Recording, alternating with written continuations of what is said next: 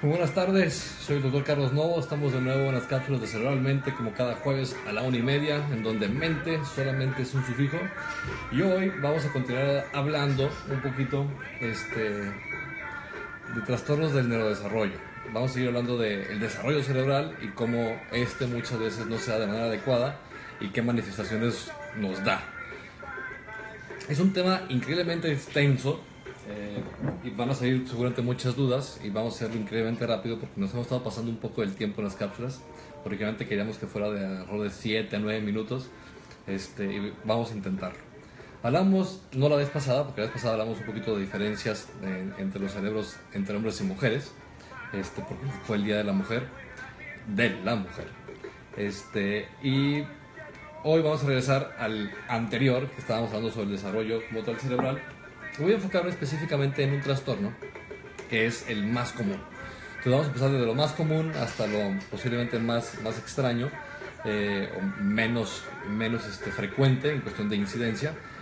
Y voy a enfocarme en el trastorno de déficit de atención, que también hablamos hace como un mes o un poquito más en una entrevista mucho más amplia de cerca de 45 minutos con Cynthia Robles-Welch. Entonces voy a enfocarme en cosas muy específicas, cosas que tenemos que ir descartando, cosas que tenemos que saber sobre qué es lo que no está operando bien en el cerebro. El trastorno del neurodesarrollo se dividen básicamente en dos grandes grupos: los tempranos, los que aparecen antes de la adolescencia y usualmente aparecen antes de los 6 años, y ahí hay muy tempranos, medios y tardíos, ¿no? Entonces, más que todo por cuándo comienzan los síntomas y las manifestaciones de estos pequeños errores que se van haciendo en el proceso de desarrollo cerebral, si se dan antes como tal de los 4 años, antes de los 6, antes de los 10, antes de los 14, antes de los 18. Iremos hablando un poquito de estos trastornos en cuestión de tiempo, en cronología, en cómo se van dando y en qué tan comunes son.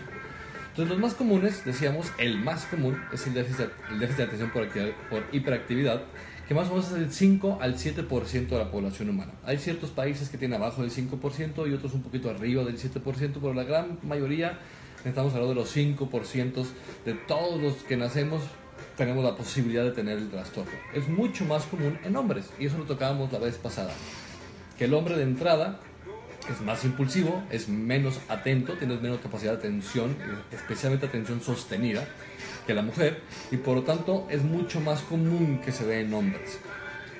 Más o menos 4-1, 3-1, puede variar un poquito la estadística, o sea, por cada 4 hombres hay una mujer.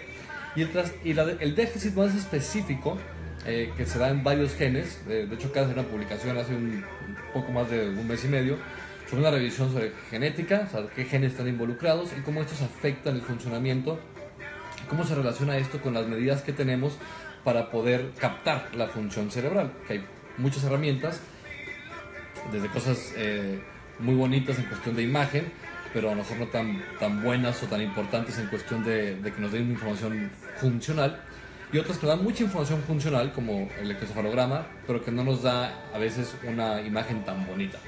O sea, la estructura no la ve tanto, o no la ve en absoluto. Entonces vamos a enfocarnos en que hay básicamente genes que se relacionan con el proceso, ya sea de generación o de captación de un químico específico que se llama dopamina. La dopamina, es un neuromodulador que es muy importante en muchas como tal funciones como tal cerebrales. La más importante seguramente es el movimiento. Así como decíamos que el hombre es mucho más común o mucho más hábil en cuestiones motoras que la mujer, al mismo tiempo también somos más rápidos, pero también somos más impulsivos y menos atentos. Y todo este sistemita es el sistema dopaminérgico, es decir, claramente hay diferencias en ese sistema de este neuromodulador entre hombres y mujeres. Y una de esas diferencias, o una de esas estructuras en que más hay diferencia entre hombres y mujeres, es una parte del cerebro que se llama cíngulo anterior. Es una partecita que está en la parte frontal. Aquí adelante tendríamos los ojos. De hecho, esta corteza, esta parte del cerebro se llama corteza orbitofrontal, porque está justo arriba de la órbita de los globos oculares, de los ojos. Y después tiene este cíngulo que da vuelta a todo el cuerpo calloso. El cuerpo calloso, ya hemos hablado de él, es la parte como tal del cerebro que al cortarlo son las fibras que pasan de un lado a otro. Entonces, tal cual, son puros cablecitos cortados que van de un lado a otro. Y se ve blanco y es mucho más duro, está muy empacado. Y decimos que el cuerpo calloso junto con otras comisuras que tenemos en la parte anterior especialmente, son más grandes en las mujeres, porque tienen mayor conectividad entre los hemisferios cerebrales, mientras que los hombres tenemos más conectividad dentro del mismo hemisferio.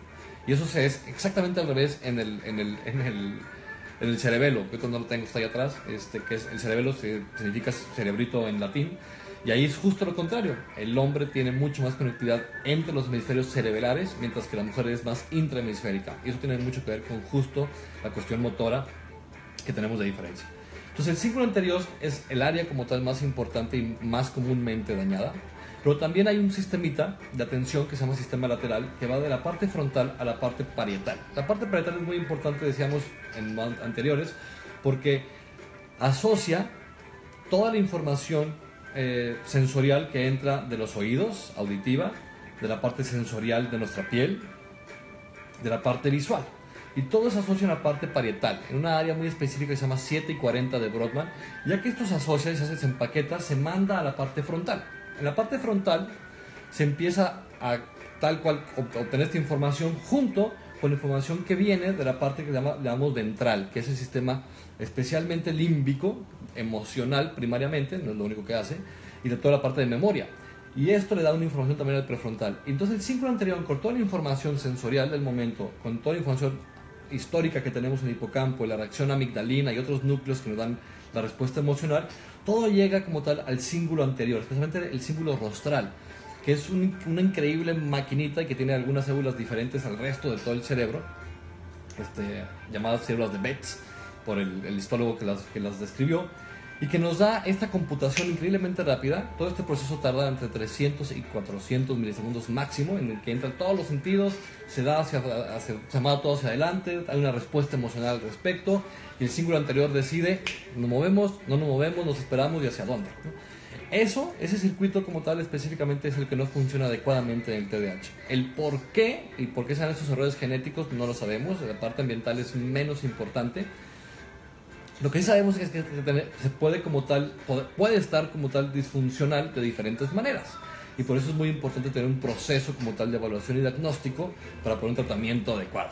No todos los tratamientos van a ser farmacológicos. De hecho, afortunadamente, la gran parte de los trastornos del desarrollo y todos los trastornos cerebrales y en general todos los trastornos del humano son leves, y no necesitan como tal un medicamento farmacológico.